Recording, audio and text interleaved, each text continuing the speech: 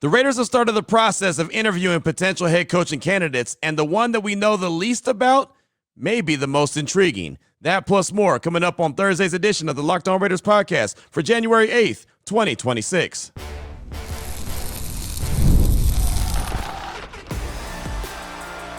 You are Locked On Raiders, your daily Las Vegas Raiders podcast, part of the Locked On Podcast Network, your team every day.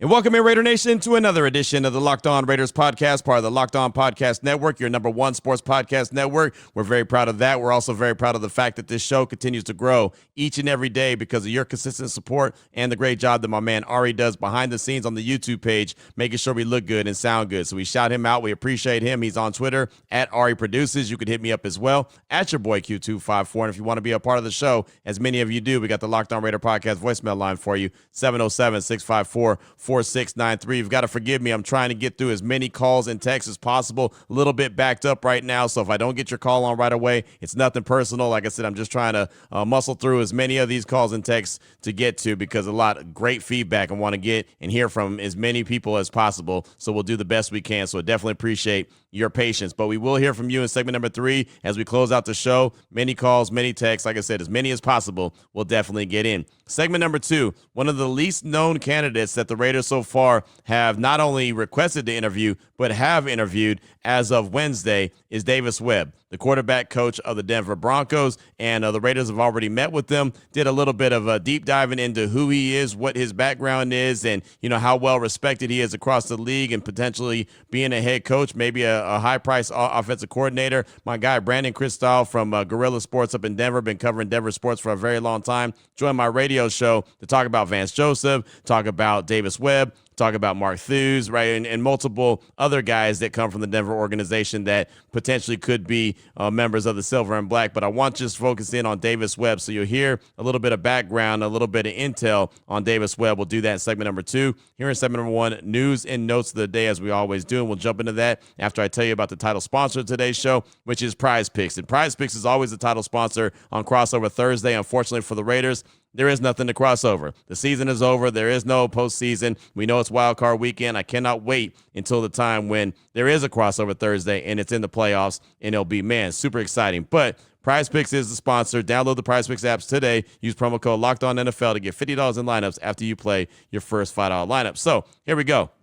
We know the head coaching candidates that the Raiders have out right now, and we also know when they're going to interview or the ones that have already interviewed. So this is according to Ian Rappaport from the NFL Network. He tweeted this out on Wednesday. He said the Raiders will interview Broncos quarterback coach Davis Webb tonight, which was Wednesday night, so that's already taken place. Chiefs offensive coordinator Matt Nagy on Thursday. Broncos defensive coordinator Vance Joseph on Thursday. Seahawks offensive coordinator Clint Kubiak on Friday. Kubiak has 3 other requests as well, and Friday and Saturday appear to be the days. Again, that's from Ian Rappaport. And remember, Davis Webb, who's part of the Broncos, also Clint Kubiak, who's part of the Seahawks, and Vance Joseph of the Broncos, all those have to be done virtually. If they want to bring in Chiefs offensive coordinator Matt Nagy, they can, because obviously the Chiefs are not in the postseason. So that could be done in person, but all these other interviews, because their teams are still in the postseason, even though they have a bye this week, have to be done virtually. So again, quarterback coach Davis Webb of the Broncos actually interviewed on Wednesday. You'll hear more about Davis Webb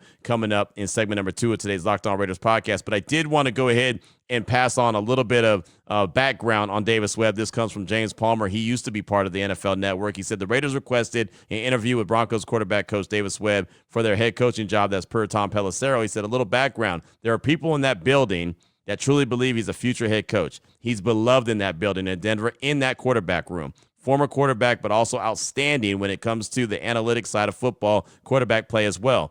Filling both those buckets is rare. Webb had a chance to call plays for a preseason game, and I'm told he knocked it out of the park. You have to remember that Sean Payton was so impressed with Webb when he interviewed. The Broncos called to have the car turn around on the way to the airport and hired him on the spot. You'll actually hear more about that story from my guy Brandon Kristoff coming up in segment number 2. So a little bit of a background on Davis Webb. Remember, he's 30 years old, and it would be very intriguing, especially because it seems to be that he's a very sharp offensive mind. And of course, the Raiders, this is not a quick turnaround. This is going to be a build, a rebuild, probably a slow build. right? I don't expect the playoffs coming up in 2026. I don't expect any of that, but I do expect to see some progress. And so very intriguing candidate right there. And obviously the Raiders are going to have many more they're going to talk to. I'm sure that Chiefs offensive coordinator Matt Nagy is probably one that everyone says, yeah, thanks, but no thanks, right? He was a guy that was a head coach in Chicago. It didn't work out very well. And I think we all understand that, yeah, he's the OC in Kansas City, but everything goes through Big Red. Everything goes through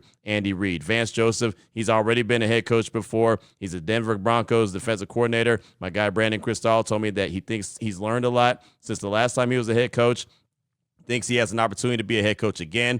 I'm not really interested in Vance Joseph, but that doesn't mean that the Raiders aren't interested in Vance Joseph. And then, of course, Seahawks offensive coordinator Clint Kubiak. That's one of the hottest names going around right now, and a lot of different teams are intrigued by him as a prospect. So I think the Baltimore Ravens are going to be intrigued by him as well. And obviously that became a big-time opening once John Harbaugh was fired. How about coaches currently on the Raiders staff getting requested for interviews? Patrick Graham, Raiders defensive coordinator, has been requested by the Commanders. This is according to Adam Schefter. He said Commanders request an interview with Raiders defensive coordinator Patrick Graham for their defensive coordinator job, per source. And then Josina Anderson said, as of now, the Commanders and Raiders defensive coordinator Patrick Graham are targeting Friday or Saturday to interview for the defensive coordinator spot, per league source. So again, that's per Josina Anderson. And the thing about that is Vinny Bonsignore asked John Spytek on Monday when he met with us, what about the assistant coaches? Have they been told that they can, look for jobs elsewhere? Are they allowed to, go ahead and talk to other teams? And he said he didn't want to get into that conversation, but he knew and they all knew where they stood.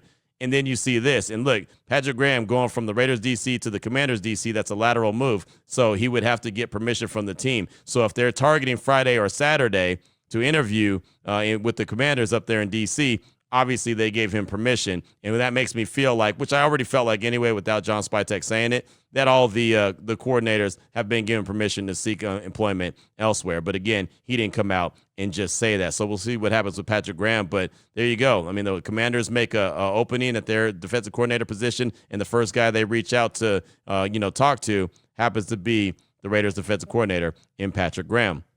Also, Maxx Crosby, wanted to update you on him. He had a surgery on Wednesday on his knee, and it was successful. He tweeted out, cleanup time, successful surgery, expecting 200% recovery. Year 8 will be the greatest year yet. And the funny thing about this is he tweeted out a picture of him laying in the hospital bed, with the knee brace on, and him flexing his muscles, no shirt on. But it was so funny. The only reason I describe it like that is because it looks exactly like the 2024 picture he had when he had the knee surgery. And I mean, when I say it looks exactly like it, I mean identical. Same knee brace, same pose in the hospital bed. I mean, it's funny. It's almost like I thought, man, I know I've seen this picture before. I did. Once I went back and did a little bit of research, it was the same one. It wasn't the same picture, but it looked very similar to the picture that he had in 2024 with that knee surgery. And, of course, the Raiders shut him down for the final 2 games of the season. He wasn't happy about that. He went out there and, of course, had the video of him playing basketball in his gym, jumping on the trampoline. A lot of people made a big deal of that. And, well, in fact, he did go and have the surgery, and it was successful, according to him. Again, he put that out on social media. But let's get to know Davis Webb. He's the one candidate that the Raiders have requested and now have talked to that a lot of people don't really know about. They just know he's a young dude. So Brandon Cristal from Guerrilla Sports up in Denver joined my radio show to talk about him and others on Wednesday. You'll hear about Davis Webb next on today's edition of the Locked On Raiders podcast. Before I get to that, though, I do want to tell you about a couple of the great sponsors we have on the show, and the first one is Rocket Money. Let's be real. Managing your finances can feel overwhelming. Between subscriptions you forgot about, bills that keep going up, and trying to figure out where all your money actually goes each month, it's easy to feel like you're losing control. And who has time to track every transaction or hunt down hidden fees? That's where Rocket Money comes in, the personal finance app that helps you take control. It finds and cancels your unwanted subscriptions, monitors your spending, and helps lower your bills so you can grow your savings. And I'll tell you, you will be shocked when you run it and realize what you're paying for, what subscriptions you may have forgot about. It happens to all of us, right? The automatic transaction categorization is a game changer. You can finally see exactly where your money is going each and every month. You can set budgets and goals, get personalized insights, and receive real-time alerts for large transactions, upcoming bills, and low balances. Let Rocket Money help you reach your financial goal faster. Join at rocketmoney.com/lockedon. That's rocketmoney.com/lockedon. rocketmoney.com/lockedon. I also want to tell you about FanDuel. The wild card round is here, and FanDuel is officially in playoff mode. Every game day during NFL playoffs, FanDuel is giving customers even more ways to get in on the action. Because right now, every NFL playoff game day, FanDuel users get a profit boost pack waiting for them inside the app. So what does that do? How do you get it? Well, I'm glad you asked. Open your profit boost pack first thing on game day and see what boost you want to apply. The boost lets you lean into your game day instincts. So whether you're backing momentum, defense, quarterback play, or coaching, the boost gives you more juice on the bets you already like instead of forcing you to bet something new. Every play feels bigger, and the boosts make your bets feel that way too. You make your picks, then apply your profit boost to go after even bigger payouts while the playoffs get rolling. So what do you got to do? Visit FanDuel, an official sportsbook partner of the NFL. Grab your profit boost pack every NFL playoff game day. All right, Raider Nation, here we go. Segment number 2 of today's Locked On Raiders podcast. Want to get to know one of the potential candidates for the Raiders head coaching job. And I'm not saying that he's going to get it. And I know he's only the first one that they've actually interviewed. That's Denver Broncos quarterback coach David Webb. But he's the one that a lot of people, when they saw that he was going to be interviewed and was even requested, was like, wait, what?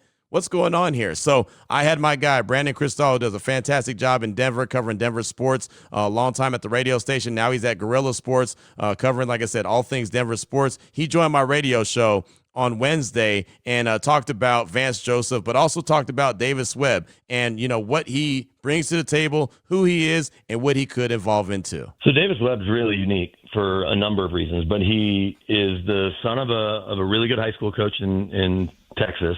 Outside of Dallas. He also, by the way, was like a top-level hockey prospect and had to choose between hockey and football. So I don't know if he ever gets a chance to be a head coach or even a play caller, if that city will have some fun and put him on the ice, in Denver with the Avs or obviously with the Golden Knights out there. But Davis Webb, heck of a hockey player, obviously a really good college quarterback, bounced around a little bit, Cal, Texas Tech. I know were at least 2 places that he was at. But he's a guy that has had every game plan since high school on a spreadsheet. Even though his dad was a coach, he was that dialed in. And we heard the stories about his final year as a player, which was just 2022, back when the Giants made their last playoff appearance. He not only started that final game of the season because they were locked into their playoff seeding, every Friday he would take Daniel Jones into their indoor and walk through the game plan with them, just like a coach might, or in place of an assistant coach, just to make sure Daniel was dialed in, and I think probably because he knew he wanted to be a coach. So he goes from starting an NFL game in the final week of the season. They obviously get bounced in the playoffs. He decides he's ready to get into coaching, and he gets an interview with Sean Payton. It went so well that as he's on his way back to the airport, Sean calls the team driver and says, you know what, turn him around. He's like, I don't want to let him go talk to other people. Makes him the quarterback's coach. You know how this works, Q, and anybody that follows football, very rarely does a first-time assistant coach become a quarterback's coach. They're quality control, or their second DB assistant, or assistant running backs coach. They're not the quarterback's coach, who is on the sideline, especially with the way it's set up here. Sean Payton never can sit on the sideline and talk to his QB very often, maybe in a timeout quickly or in commercial break. Joe Lombardi, the quote-unquote OC, is in the booth. So Davis Webb is in, whether it's Russell Wilson and now Bo Nix is here, and it's kind of that, that guy to hold the quarterback's hand in a lot of ways. So he's a guy that I know after his first year here talked to every defensive coach he could at the Combine to make sure they knew he wanted to be a play caller sooner than later. So he's on a true fast track. Is he ready to be a head coach? I don't know, but we probably could have said the same thing about Sean McVay 9 years ago at 30 years old. I know Sean called plays a little bit for Jay Gruden.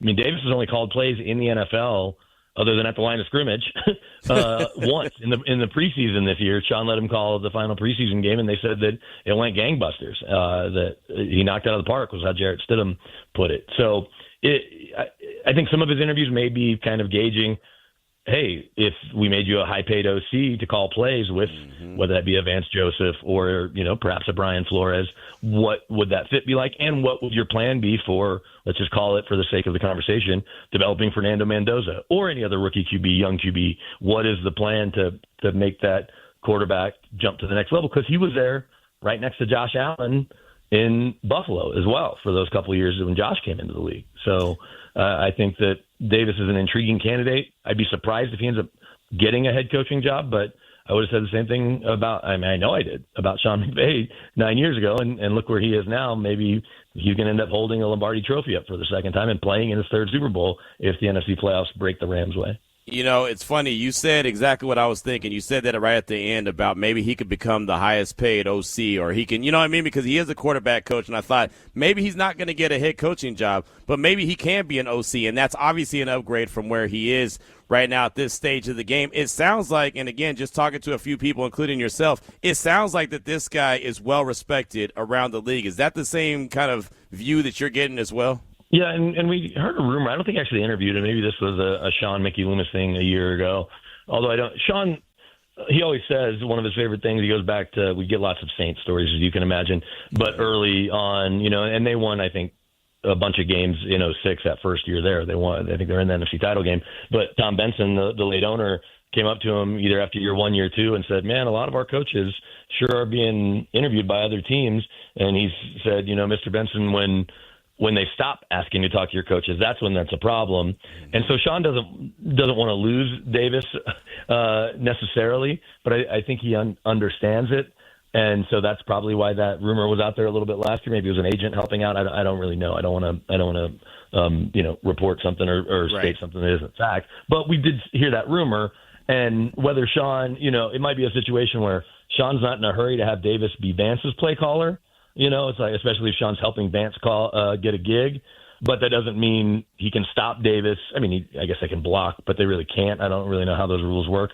He's never going to call plays here. So even though he's an associate head coach, Sean Payton was asked even earlier in the year when the offense was struggling, would you consider, relinquishing play calling? He said, no, we're happy with how things are going around here, or something along those lines. Point being, a chance to call plays would be a great opportunity for Davis and put him front and center if it's in the right situation and he shows that a quarterback's developed. And you can look at how Bo Nix has handled his first 2 years. Davis has to get plenty of credit for that. So I do think we will see if Davis Webb isn't a head coach this year, give it 2-3 years max, and unless he goes to a situation that's obviously it doesn't work out, and then he has to kind of work his way back up. But yeah, it won't be surprising to anybody around here if Davis is an OC anywhere next year. I think it would be a little surprising if he's a head coach, but we've seen it happen before when you look at Sean McVay. So there was a little bit of a background right there, very detailed background from my guy, Brandon Kristoff, Guerrilla Sports in Denver, talking all things Davis Webb. And, my guy, Vinny Bonsignor from the RJ Las Vegas Review-Journal and Raider Nation Radio 920's Morning Tailgate, he put out a piece in the RJ that you can go read. It's a really good one as well. Said the Las Vegas Raiders' decision to interview Davis Webb for their head coaching vacancy is a page right out of the Al Davis playbook. And then the Raiders are thinking outside the box in their latest coaching search, which that's what they're absolutely doing. They're casting a wide net, and so far there's only 4 names that we could talk about. Davis Webb, who you just heard about, Vance Joseph, the Broncos defensive coordinator, Seahawks offensive coordinator Clint Kubiak, and also Chiefs offensive coordinator Matt Nagy. They're not going to stop there. I've been talking about it, aggressively patient in their coaching search, and that's what I believe that they're going to do. And again, thinking outside the box, that's what they should do. I don't want them to just pigeonhole themselves into one guy. Say, hey, that's the guy that we want. Let's go ahead and put all that eggs in that basket, and let's go get him. And then something happens, and they don't get him, right? And so I think that that's really smart. And you never know, man. Davis Webb might be a guy that they either want to hire as a head coach, and it might be a little early, or they might want to try to convince him to be, as you heard Brandon say, that high-priced offensive coordinator. And, then they take a risk of him being really good and maybe someone else comes and plucks him away and hires him as a head coach. Or, you know what I mean? So there's a few different directions that they can go. So it might end up being something where they look at him and say, you know what? He might not be 100% ready to be a head coach right now. We'll take him a little bit early as opposed to try to fight and scratch and claw to try to get him a little bit later. Again, just different thoughts on some of the different candidates, including Davis Webb, who they have interviewed officially on Wednesday. Coming up in segment number 3, we'll hear from you. Your calls and texts will close out the show, 707-654-4693. Before we get to that, though, I do want to tell you about something that you can have a lot of fun being a part of, and that's the Ultimate QB. We know the draft pick positions are set. So many teams are looking for their franchise quarterback, including the Raiders. Have you ever wished to become a pro quarterback, getting drafted first overall by your Raiders? Well, now you can. There's a mobile game just for you called Ultimate QB Football Legend. In this game, you step into the cleats of a number 1 draft pick quarterback, and it's your job to lead your team to greatness, to help turn a failing franchise into a dynasty. It's a number 1 QB career mode game on mobile app stores, and it introduces the most realistic environment with full career control. Sign contracts, train and upgrade yourself, build chemistry and evolve your teammates, give input to your GM on roster moves, play the actual games in 2D, and rise through the ranks to become a pro football legend. That's awesome, right? Ultimate QB is totally free to play, has no ads, and works 100% offline. Perfect for when you want to sneak in a game or two on the go. All you got to do is head over to ultimate-qb.com. That's ultimate-qb.com, or search for Ultimate QB in your app store. And got something special for you guys. Use the promo code LOCKEDON, all caps, in the game store to get a free boost at the start of your career. Ultimate QB Football Legend. QB1, it's your legacy. Here we go, Raider Nation. Segment number 3 of today's Locked On Raiders podcast. Your calls and texts draft that Locked On Raider podcast voicemail line, 707-654-4693. Before we get to that, though, I do want to thank you so much for making this show the first listen of the day. It definitely means a lot to us, and thanks so much for continuing to support the show and making it grow. Let's go ahead and get into the first call. It comes from Raider J-Bone from the 9 Dime. He's calling to talk about his excitement now that the season's finally over and the future has a chance to be bright. Here's Raider J-Bone. Hey, Q. This is Raider J-Bone from the 9 Dime. The season's over, thank God, but at least we got a number 1 pick out of it. New coach, I'm excited, but I think more than anything, I'm hearing all the right things from Mark Davis. Leadership and culture. I mean, that's what we're missing. I feel like we've kind of been a soulless organization since we got rid of Derek Carr. No strong leader, really, on the offense. And I think the perfect pick for that is Fernando Mendoza. I mean, he's always, looks like a strong leader from all the interviews I've seen, and his play on field is very strong. I know people are going back and forth with him and Dante Moore, and we'll be discussing this ad nauseum from now until draft night. But that's who I feel like they're leaning towards. We'll see. I guess they're playing this Friday. So Raiders, I'm excited. I'm excited finally now that the season's over. I'm excited for what's going to happen. This is a exciting time to be a Raider fan, I think, and we can silence all the haters. All right. Go Raiders. Bye. J-Bone, J-Beezy, thanks for the call, man. Appreciate you. And yeah, it definitely sounds good right now, right? The message sent to the fan base with the leadership and the culture is a great message, right? Question is, will they actually be doing that, or will they be talking a good game once again, right? It goes back to the trust the organization to get it right. And that's the biggest thing, right? It's one thing to say it, and it's talk about it, but you got to be about it. So Mark Davis, Tom Brady, John Spytek, everyone that's the powers that be, they've got to be about it. They've got to go ahead and trust the process. They've got to go ahead and hire their guy, understand it's going to be some, tough sledding for a little while, and then get this thing turned around. But they've got to go through the complete process. They can't lose patience and say, oh, you know what, this ain't going to work. Boom, let's blow it all up.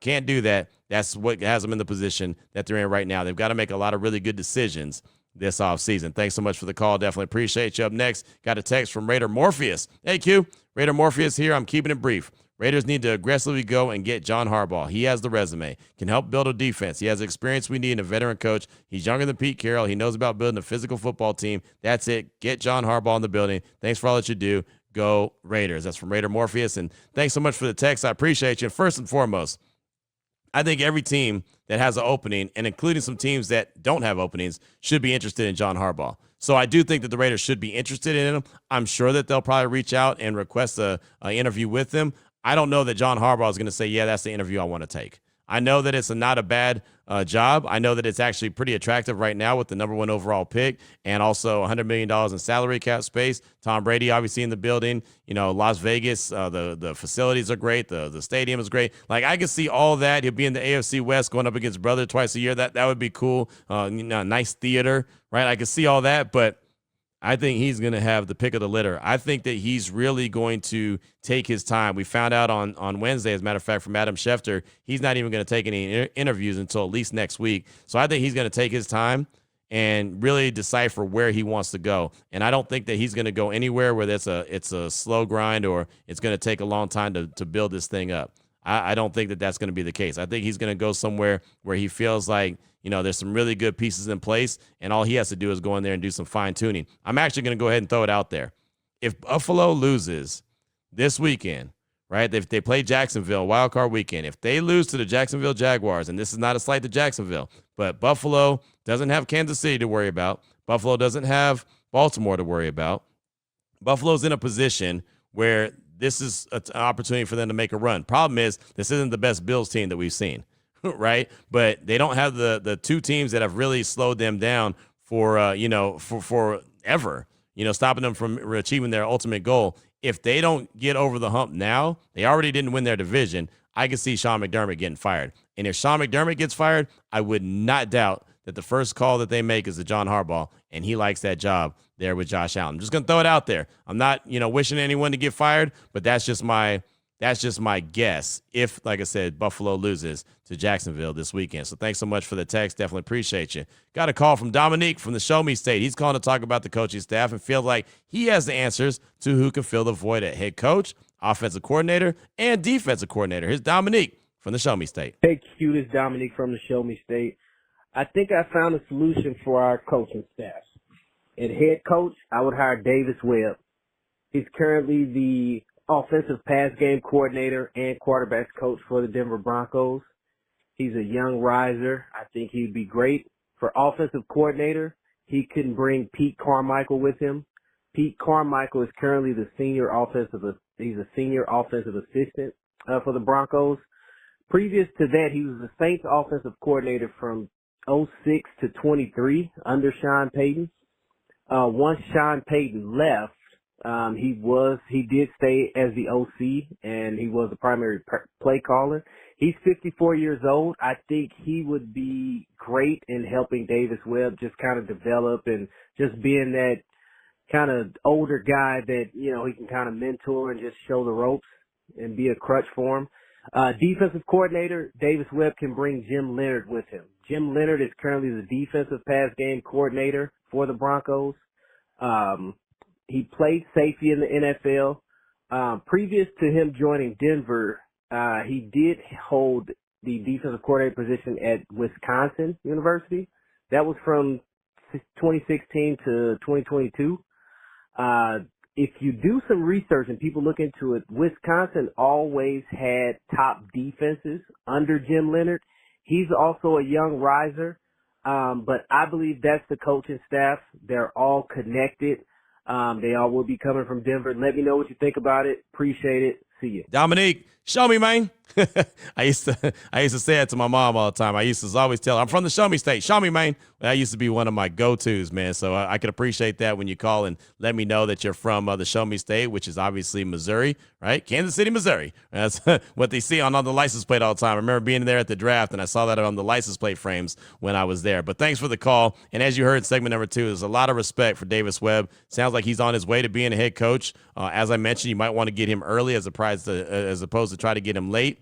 Pete Carmichael is a guy that was there with Peyton in New Orleans. He's obviously still there around him in Denver, and Leonard could be a really good defensive coordinator, and he has done some really good things at that position. So basically you're taking the whole Broncos staff, right? And, look, there's multiple guys in that Raiders organization right now that come from Denver. Mark Thews, Vice President of Football Operations and Strategy, Brian Stark, their Assistant GM, and even the GM, John Spytek. He was in the scouting department in Denver as well. So there's a lot of Denver ties there. So I would not be surprised to see them dip their toes into that Denver Bronco water. And, oh, by the way, when you're a very successful team, Denver is a number 1 seed, I could see, that team getting plucked for some of their coaches, because that's what happens. It doesn't matter if you're the Eagles, doesn't matter if you're the Chiefs, doesn't matter what team you are, right? If you're that number 1 seed, if you're one of those teams that are super successful, there's always teams that want to come and get your coaches and want to get your players. That's a guarantee. Thanks so much for the call. Appreciate you. Just got time for a couple more. This is a text from Joe in Oceanside. It says, hey, Q. Joe from Oceanside here. Want to start off by saying love the show, especially the squad show. I was listening to the Rich Eisen show, and he brought up something I was thinking as well. How about the Raiders reach out to Indiana head coach Cignetti, have some continuity from Mendoza, and maybe he brings his staff over as well. So that solves a problem for us looking for an OC in DC. Thanks for everything that you do. Raiders. Joe in Oceanside. Yeah, I've heard that multiple times. I don't think that that's going to happen anytime soon. Kurt Signetti just signed an 8-year, $92 million deal with Indiana. Not that a buyout and money is a problem, but like he's just getting his he's getting his shine in college right now. I think that you're going to have to let him do that a little bit longer. Continue to build that Indiana program, and who knows? I mean, they play on Friday against Oregon. They might be talking about national championship game. The last thing he's worried about is the NFL. I don't think that he's ready for that right now. I don't think he wants that. It's tough, man, transitioning from college to the NFL. It's just a different animal. So I don't think that that's going to happen anytime soon. But again, that's just me. But obviously Mendoza is someone to pay attention to as well. But thanks so much for the text. Definitely appreciate you. We'll close out with a call from Mike in Henderson. He's calling to ask a question about head coach Pete Carroll addressing the team before he left the building. Here's Mike in Henderson. Hey, Q, this is Mike from Henderson. Just wanted to call and say congratulations on Nevada State Sportscaster of the Year. Well deserved. Since I've moved to Henderson a couple of years ago, I've seen you all over the place. You work your tail off, and you deserve everything good that comes your way. Appreciate your accessibility and your interaction with the fans, and just want to say thank you for the podcast and everything like that.